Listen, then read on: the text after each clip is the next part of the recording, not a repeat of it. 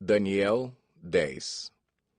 No terceiro ano de Ciro, rei da Pérsia, Daniel, chamado Beltesazar, recebeu uma revelação. A mensagem era verdadeira e falava de uma grande guerra. Na visão que teve, ele entendeu a mensagem. Naquela ocasião, eu, Daniel, passei 3 semanas chorando. Não comi nada saboroso, carne e vinho nem provei, e não usei nenhuma essência aromática até se passarem as 3 semanas. No 24º dia do primeiro mês, estava eu em pé junto à margem de um grande rio, o Tigre.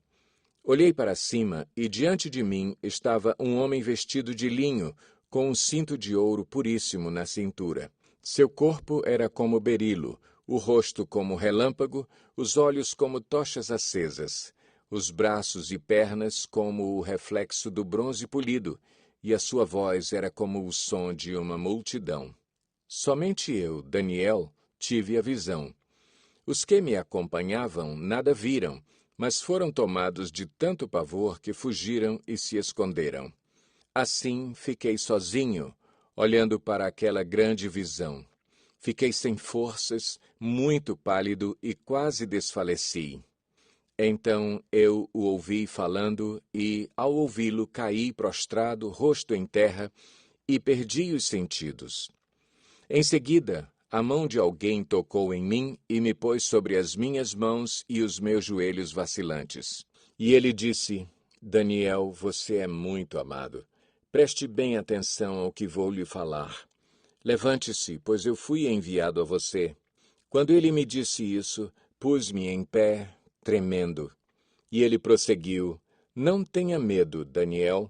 Desde o primeiro dia em que você decidiu buscar entendimento e humilhar-se diante do seu Deus, suas palavras foram ouvidas, e eu vim em resposta a elas. Mas o príncipe do reino da Pérsia me resistiu durante 21 dias.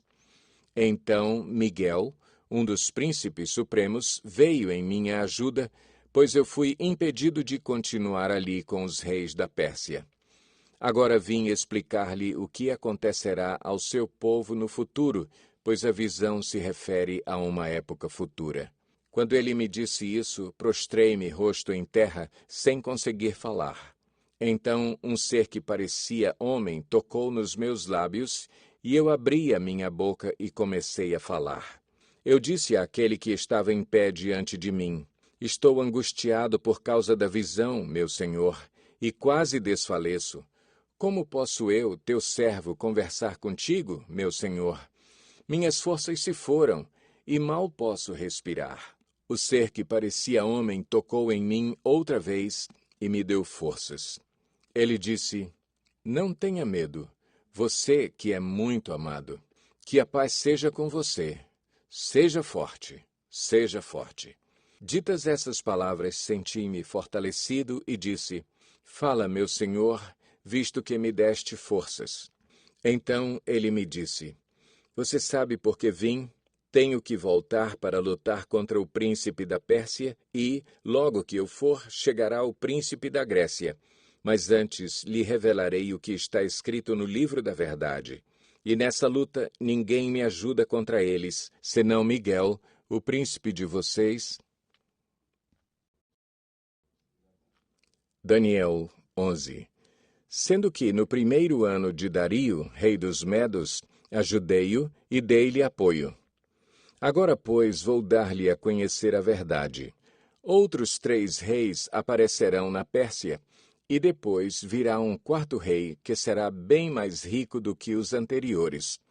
Depois de conquistar o poder com sua riqueza, instigará todos contra o reino da Grécia. Então surgirá um rei guerreiro que governará com grande poder e fará o que quiser. Logo depois de estabelecido, o seu império se desfará e será repartido para os 4 ventos do céu. Não passará para os seus descendentes, e o império não será poderoso como antes, pois será desarraigado e entregue a outros. O rei do sul se tornará forte, mas um dos seus príncipes se tornará ainda mais forte que ele e governará o seu próprio reino com grande poder. Depois de alguns anos, eles se tornarão aliados. A filha do rei do sul fará um tratado com o rei do norte, mas ela não manterá o seu poder, nem ele conservará o dele. Naqueles dias ela será entregue à morte, com sua escolta real e com seu pai e com aquele que a apoiou. Alguém da linhagem dela se levantará para tomar-lhe o lugar. Ele atacará as forças do rei do norte e invadirá a sua fortaleza, lutará contra elas e será vitorioso. Também tomará os deuses deles, as suas imagens de metal e os seus utensílios valiosos de prata e de ouro, e os levará para o Egito. Por alguns anos ele deixará o rei do norte em paz. Então o rei do norte invadirá as terras do rei do sul, mas terá que se retirar para a sua própria terra.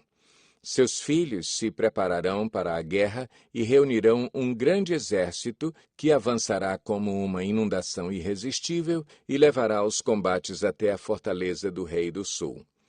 Em face disso, o rei do sul marchará furioso para combater o rei do norte, que o enfrentará com um enorme exército, mas apesar disso, será derrotado. Quando o exército for vencido, o rei do sul se encherá de orgulho e matará milhares, mas o seu triunfo será breve. Pois o rei do norte reunirá outro exército maior que o primeiro. Depois de alguns anos, voltará a atacá-lo com um exército enorme e bem equipado. Naquela época, muitos se rebelarão contra o rei do sul, e os homens violentos do povo a que você pertence se revoltarão para cumprirem esta visão, mas não terão sucesso. Então o rei do norte virá, construirá rampas de cerco e conquistará uma cidade fortificada. As forças do sul serão incapazes de resistir, mesmo as suas melhores tropas não terão forças para resistir. O invasor fará o que bem entender. Ninguém conseguirá detê-lo.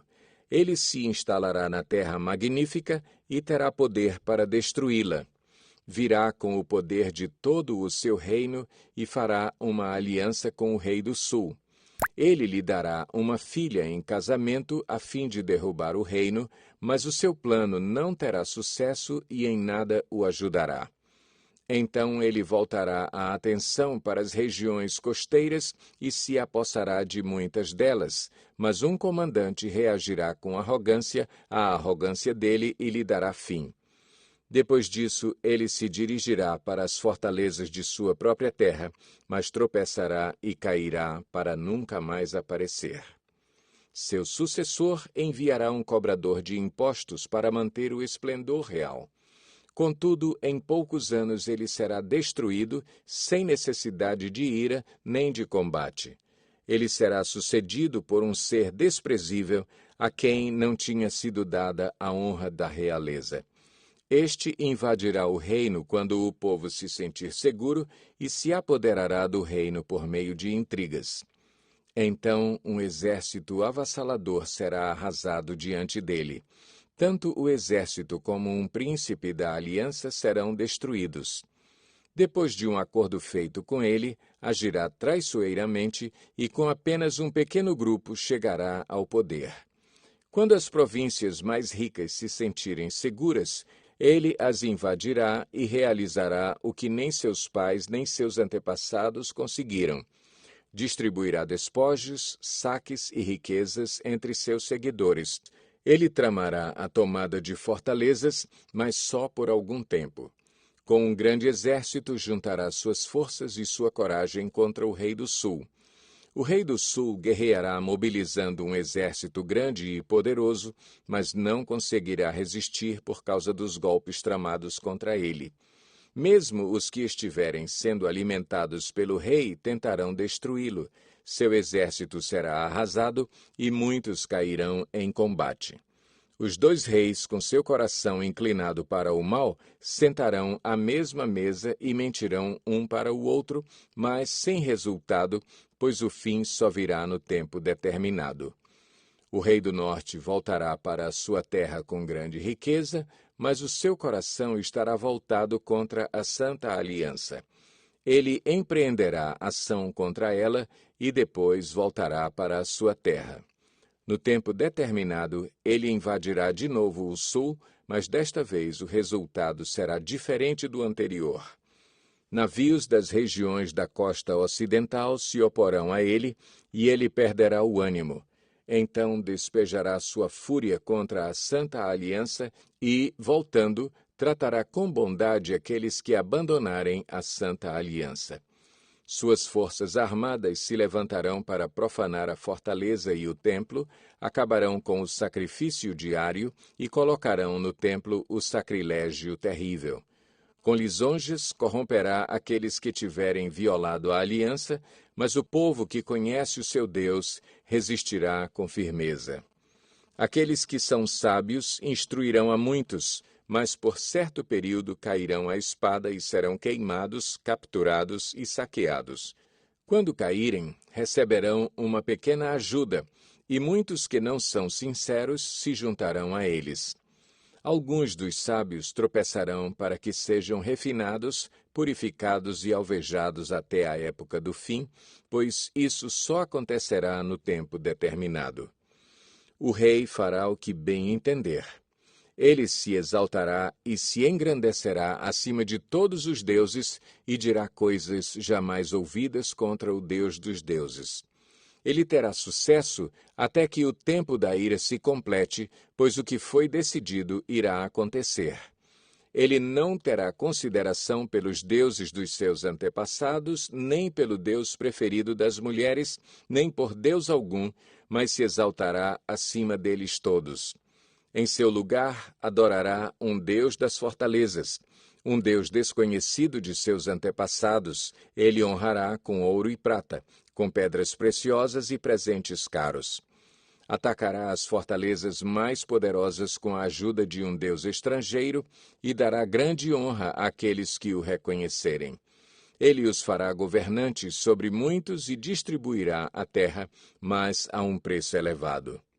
No tempo do fim, o rei do sul se envolverá em combate, e o rei do norte o atacará com carros e cavaleiros e uma grande frota de navios. Ele invadirá muitos países e avançará por eles como uma inundação. Também invadirá a terra magnífica. Muitos países cairão, mas Edom, Moabe e os líderes de Amon ficarão livres da sua mão. Ele estenderá o seu poder sobre muitos países. O Egito não escapará, pois esse rei terá o controle dos tesouros de ouro e de prata e de todas as riquezas do Egito. Os líbios e os núbios a ele se submeterão. Mas informações provenientes do leste e do norte o deixarão alarmado e irado partirá para destruir e aniquilar muito povo. Armará suas tendas reais entre os mares, no belo e santo monte. No entanto, ele chegará ao seu fim e ninguém o socorrerá. Daniel 12. Naquela ocasião, Miguel, o grande príncipe que protege o seu povo, se levantará. Haverá um tempo de angústia como nunca houve desde o início das nações até então. Mas naquela ocasião, o seu povo, todo aquele cujo nome está escrito no livro, será liberto. Multidões que dormem no pó da terra acordarão. Uns para a vida eterna, outros para a vergonha, para o desprezo eterno. Aqueles que são sábios reluzirão como o fulgor do céu, e aqueles que conduzem muitos à justiça serão como as estrelas para todo o sempre. Mas você, Daniel, feche com um selo as palavras do livro até o tempo do fim. Muitos irão por todo lado em busca de maior conhecimento. Então eu, Daniel, olhei, e diante de mim estavam 2 outros anjos, um na margem de cá do rio e outro na margem de lá. Um deles disse ao homem vestido de linho que estava acima das águas do rio: Quanto tempo decorrerá antes que se cumpram essas coisas extraordinárias? O homem vestido de linho que estava acima das águas do rio ergueu para o céu a mão direita e a mão esquerda, e eu o ouvi jurar por aquele que vive para sempre, dizendo: Haverá um tempo, tempos e meio tempo, Quando o poder do povo santo for finalmente quebrado, todas essas coisas se cumprirão. Eu ouvi, mas não compreendi. Por isso perguntei: Meu senhor, qual será o resultado disso tudo? Ele respondeu: Siga o seu caminho, Daniel, pois as palavras estão seladas e lacradas até o tempo do fim. Muitos serão purificados, alvejados e refinados, mas os ímpios continuarão ímpios. Nenhum dos ímpios levará isto em consideração, mas os sábios, sim. Depois de abolido o sacrifício diário e colocado o sacrilégio terrível, haverá 1.290 dias. Feliz aquele que esperar e alcançar o fim dos 1.335 dias. Quanto a você, siga o seu caminho até o fim. Você descansará e, então, no final dos dias, você se levantará para receber a herança que lhe cabe.